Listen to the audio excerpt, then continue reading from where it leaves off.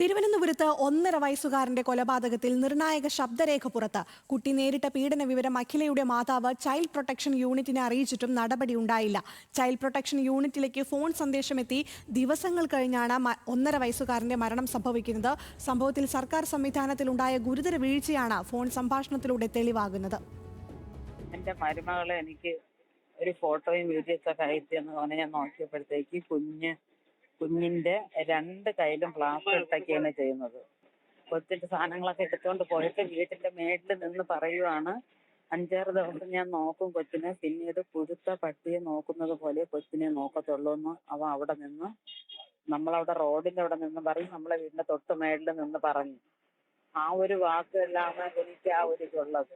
May മാസം 3-ാം തീയതിയാണ് അഖിലയുടെ അമ്മ റീന ചൈൽഡ് പ്രൊട്ടക്ഷൻ യൂണിറ്റിനെ ബന്ധപ്പെടുന്നത്. രണ്ടാനച്ഛൻ കുട്ടിയെ മാനസികമായും ശാരീരികമായും പീഡിപ്പിക്കുന്നുവെന്ന് പരാതി പറയുന്നു.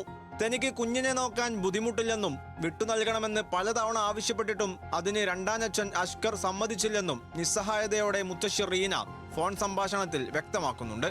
എന്നാൽ ചൈൽഡ് പ്രൊട്ടക്ഷൻ യൂണിറ്റിലെ ഉദ്യോഗസ്ഥന്റെ മറുപടി വെറും ആശ്വാസവാക്കുകളിൽ ഒതുങ്ങി. 10-9-8 വിളിച്ചപ്പോൾ കുട്ടീനെ അവിടെ സുരക്ഷിതമല്ല എന്ന കാര്യം പറ. 10-9 വിളിച്ച് രജിസ്റ്റർ ചെയ്യണം കേട്ടോ.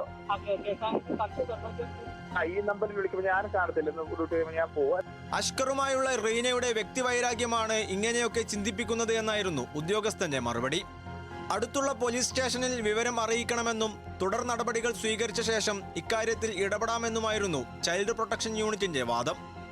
വിഷയത്തിൽ അടിയന്തര നടപടി സ്വീകരിക്കാനുള്ള ചൈൽഡ് പ്രൊട്ടക്ഷൻ യൂണിറ്റിന്റെ അലംഭാവം അവസാനിച്ചത് 1.5 വയസ്സുകാരന്റെ മരണത്തിലും.